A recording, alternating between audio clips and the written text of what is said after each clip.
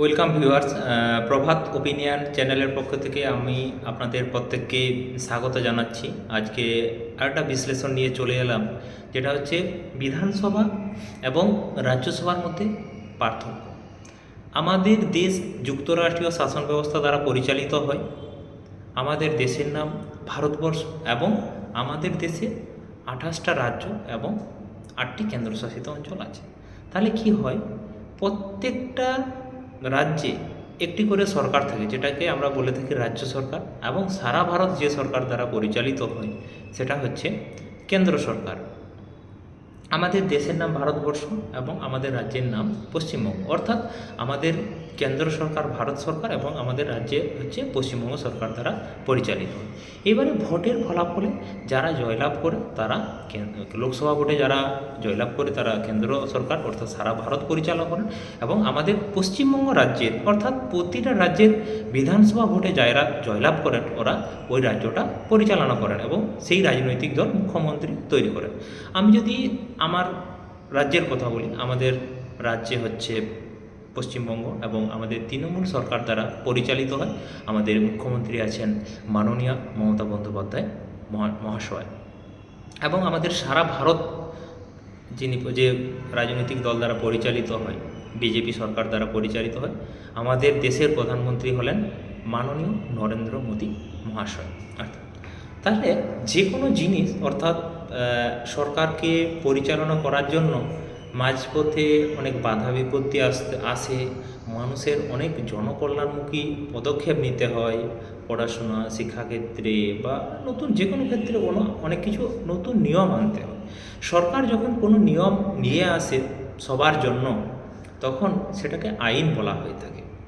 অর্থাৎ এই আইন তাহলে কীভাবে পরিচালিত হয়ে থাকে, এইবারে বিভিন্ন আমাদের যে তিনটা তালিকা আছে, রাজ্য তালিকা, যুগ্ম তালিকা এবং কেন্দ্র তালিকা। তাহলে কি হলে কিছু কিছু বিষয়ের ওপর সম্পূর্ণ কেন্দ্র সরকার যে নিয়মটা করবে গোটা ভারতবর্ষ ওই নিয়মটাকেই মানতে হবে। আবার কিছু কিছু বিষয় আছে যেগুলোতে রাজ্য সরকার যেভাবে আইন তৈরি করবে রাজ্যের সবাইকে ওই আইনটাই মানতে হবে, অন্য রাজ্যের মানুষ ওই আইন নাও মানতে পারে। আবার যুগ্ম তালিকা আছে যেগুলো রাজ্য সরকারও কিছু নিয়ম তৈরি করবে এবং কেন্দ্র সরকারও কিছু নিয়ম তৈরি করবে, এবং দুজনেরই ক্ষমতা থাকে যুগ্ম তালিকা বিষয়বস্তুগুলোতে।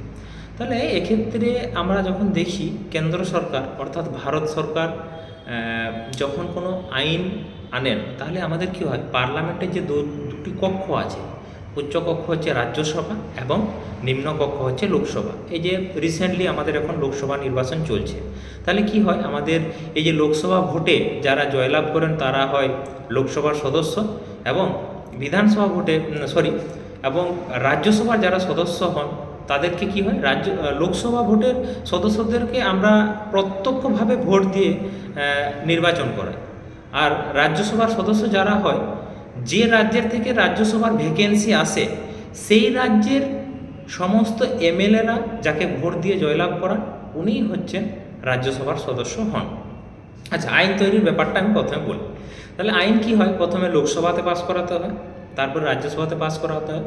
পাস করানোর পর পাস করানো হচ্ছে সম্মতি প্রয়োজন, অধিকাংশ সদস্যের সম্মতির পর ওই বিলটা বলা হয় লোকসভায় পাস করছে, তারপরে রাজ্যসভায় পাস করছে, তারপরে ওই বিলটা রাষ্ট্রপতির কাছে পাঠানো হয়। রাষ্ট্রপতি যদি ওই বিলের উপর সই করে দেন তখন সেটা কিন্তু আইনে পরিণত হয়ে যায়। এইভাবেই কিন্তু আমাদের আইন তৈরি হয়ে যাচ্ছে।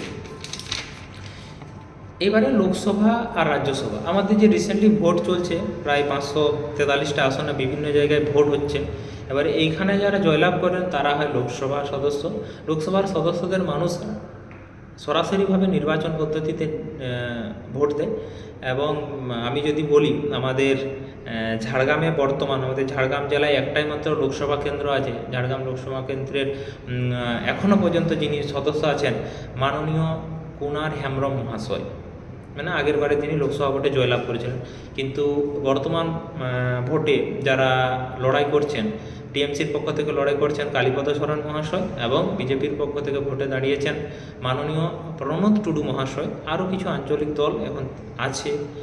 মূলত এই দুটো রাজনৈতিক দলের মধ্যেই একটু হাড্ডাহাড্ডি এখন লড়াই হচ্ছে, এই দুটো দলের মধ্যে কোনো একজন জেতার আশঙ্কা আছে। তাই জন্য আমি এই দুটো দলের প্রার্থীর নাম বললাম। এগুলো বাদ দিয়েও আরও অনেক প্রার্থী রয়েছে। লোকসভায় তাহলে কী হয়, যারা জয়লাভ করে এবারে যে লোকসভাটা পরিচালনা কে করেন, স্পিকার পরিচালনা করেন। আর এবারে চলে আসি রাজ্যসভা। রাজ্যসভায় কী হয়, রাজ্যসভায় টোটাল 250টা সিট থাকে, যার মধ্যে 238 প্লাস 12, 238 জন বিভিন্ন রাজ্য বা কেন্দ্রশাসিত অঞ্চলের সদস্য থাকে। 12 জন কী হয়, রাষ্ট্রপতি মনোনীত প্রার্থী। অর্থাৎ রাষ্ট্রপতি কলা, বিজ্ঞান, খেলাধুলা, বিভিন্ন যেসব মানুষের বিভিন্ন দক্ষ, বিভিন্ন পেশায় দক্ষ বা কোনো সাংস্কৃতিক দিক থেকে উনি দক্ষ, নৃত্য হতে পারে, সঙ্গীত হতে পারে, অভিনয় হতে পারে, খেলাধুলা হতে পারে। যেমন আমি বলতেই পারি, আমাদের ক্রিকেটার মাননীয় সচিন রমেশ টেন্ডুলকর একসময় রাজ্যসভার উনি সদস্য ছিলেন এবং এদের সময়কাল থেকে 6 বছর। কিন্তু লোকসভা যেমন ভোট হয় একসঙ্গে 543 জনের, কিন্তু রাজ্যসভার একসঙ্গে 238 জনের ভোট হয় না। এদের যখন যার সময়কাল শেষ হয়, 6 বছর হয়ে যায়, তখন নির্বাচন কমিশনার নির্বাচনের ডাক দেন এবং উনি তখন জয়লাভ করেন আর কি। রাজ্যসভার ক্ষেত্রে। অর্থাৎ একসঙ্গে কখনো রাজ্যসভার 238 জন মেম্বারের ভোট হয় না আর কি। আমি যদি বলি, পশ্চিমবঙ্গে 543 জনের মধ্যে 42 জন লোকসভার সদস্য আছে পশ্চিমবঙ্গের ক্ষেত্রে। আমি তো বললাম ঝাড়গ্রাম লোকসভা কেন্দ্র থেকে কুনার হেমব্রম। আমি বলতে পারি আমাদের পার্শ্ববর্তী পশ্চিম মেদিনীপুর জেলার ঘাটাল লোকসভা কেন্দ্রে যে দীপক অধিকারী, অর্থাৎ আমাদের যে নায়ক দেব বাংলা সিনেমার, উনি ঘাটালের সাংসদ। এবং আমরা যদি এদিকে রাজ্যসভায় বলতে থাকি যে 238 জনের মধ্যে আমাদের হচ্ছে যে 14 জন হচ্ছে পশ্চিমবঙ্গ থেকে রাজ্যসভার সদস্য হতে পারেন। এই মুহূর্তে তৃণমূল কংগ্রেসের 11 জন আছেন, বিজেপির 2 জন আছেন এবং সিপিআইএমের 1 জন। তৃণমূল কংগ্রেসের 11 জনের মধ্যে কিছু জন হলেন মাননীয় ডেরেক ওব্রায়েন মহাশয়, মাননীয় দোলা সেন মহাশয়া, মাননীয় সুব্রত বক্সী মহাশয়, মাননীয় জহর সরকার মহাশয়, এবং বিজেপি থেকে আছেন অনন্ত মহারাজ মহাশয় এবং শ্রমিক ভট্টাচার্য মহাশয়, এবং সিপিএম থেকে আছেন মাননীয় বিকাশ রঞ্জন ভট্টাচার্য মহাশয়। এনারা হচ্ছেন রাজ্যসভার সদস্য। তাহলে যখন কি বললাম, ওই যখন বিল হয় লোকসভা, তারপর রাজ্যসভায় পাস করানোর পর রাষ্ট্রপতির সই দ্বারা ওটাতে কিন্তু সই যখন উনি করেন, তারপরে ওটা কিন্তু আইনে পরিণত হয়। ঠিক একই রকমভাবে যখন যে কোনো রাজ্যের হচ্ছে রাজ্যেরও আইন পরিষদ থাকে, অর্থাৎ রাজ্যের ক্ষেত্রে 2টা কক্ষ থাকে, একটা হচ্ছে বিধানসভা আর একটা হচ্ছে বিধান পরিষদ। তো ওই 6টা রাজ্য বাদ দিয়ে বাকি রাজ্যগুলোতে কিন্তু বিধান পরিষদ নেই। ওই 6টা রাজ্যে বিধান পরিষদ আছে বিমুক্ত: বিহার, মহারাষ্ট্র, উত্তরপ্রদেশ, কর্ণাটক, তেলেঙ্গানা, অন্ধ্রপ্রদেশ। বাকি রাজ্যগুলোতে কিন্তু বিধান পরিষদ নেই। সেক্ষেত্রে বিধানসভায় কিন্তু থাকে। তাহলে কি হয়, বিধানসভায়ও কি হয়, যে কোনো বিল যদি সরকার আনতে চায় তাহলে প্রথমে বিধানসভায় পাস করাতে হয়, এবং বিধানসভায় পাস করানোর পর ওই আইনটা বা ওই বিলটা রাজ্যপালের কাছে পাঠানো হয়। রাজ্যপাল সই করার পর ওটা রাজ্যের আইনে পরিণত হয় আর কি। তাহলে এক্ষেত্রে রাজ্যসভা এবং রাজ্য বিধানসভা দুটো নাম একই রকম মনে হলেও দুটো কিন্তু সম্পূর্ণ আলাদা। রাজ্যসভা, রাজ্য নামটা যুক্ত আছে বলে এটা ভাবার কিছু নেই যে এটা রাজ্যের সঙ্গে যুক্ত থাকবে। রাজ্যসভা হচ্ছে কেন্দ্রীয় আইন পরিষদের একটা কক্ষ, উচ্চ কক্ষ। আর রাজ্য বিধানসভা হচ্ছে রাজ্যের আইন পরিষদের 2টা কক্ষ থাকে, বিধান পরিষদ আর বিধানসভা। তো বেশিরভাগ রাজ্যগুলোতে বিধান পরিষদ নেই, তার জন্য হচ্ছে বিধানসভা হচ্ছে নিম্নকক্ষ।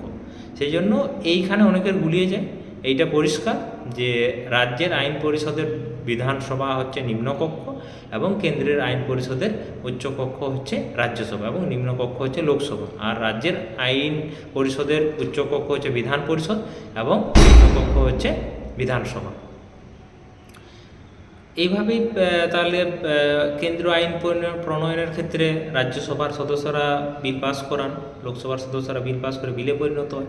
আবার কোনো রাজ্য, এবারে ওই রাজ্যে যে বিধানসভাটা এটা কিন্তু প্রত্যেক রাজ্যের আলাদা আলাদা হয়। আমাদের পশ্চিমবঙ্গের বিধানসভা আলাদা। আমাদের পশ্চিমবঙ্গে যেন এই মুহূর্তে টিএমসি সরকার আছেন এবং আমাদের মুখ্যমন্ত্রী আছেন মাননীয় মমতা বন্দ্যোপাধ্যায় মহাশয়। আমাদের পার্শ্ববর্তী রাজ্য বিহারে বিধানসভায় এখনও পর্যন্ত জয়লাভ হয়েছে জেডিইউ দল, জনতা দল ইউনাইটেড। মুখ্যমন্ত্রী আছেন মাননীয় নীতিশ কুমার মহাশয়, এবং আমাদের পার্শ্ববর্তী উড়িষ্যা, উড়িষ্যাতে যে রাজনৈতিক দল ক্ষমতায় আছেন সেটা হচ্ছে বিজেডি, বিজু জনতা দল। মুখ্যমন্ত্রী আছেন মাননীয় নবীন পট্টনায়ক মহাশয়। আমাদের যা নিকটবর্তী রাজ্য ঝাড়খণ্ড, ঝাড়খণ্ড ঝাড়খণ্ড মুক্তি মোর্চা ওখানে শাসক দল হিসেবে আছেন এবং মুখ্যমন্ত্রী আছেন চম্পাই সোরেন মহাশয়।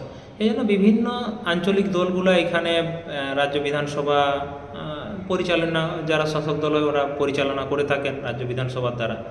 আর রাজ্যসভাতে কি হয়, রাজ্যসভায় সদস্যরা মানুষদের দ্বারা নির্বাচিত হয় না। যে রাজ্যের থেকে রাজ্যসভার আসন সংখ্যা যখন শূন্যপদ হয়, সেই সংশ্লিষ্ট রাজ্যের বিধানসভার সদস্যরা রাজ্যসভার সদস্যদেরকে ভোট দিয়ে জয়লাভ করেন। তারা গিয়ে রাজ্যসভায় প্রতিনিধিত্ব করেন আর কি, সেই রাজ্যের হয়ে প্রতিনিধিত্ব করেন এবং যখন কোনো ভোটাভুটির পর্ব আসে সেই সমস্ত ভোটাভুটির পর্বে অংশগ্রহণ করেন। এই ছিল ক্ষুদ্র বিশ্লেষণ। মূলত আমি বিধানসভা এবং রাজ্যসভা এই দুটো জিনিসকে বিশ্লেষণ করার চেষ্টা করেছি।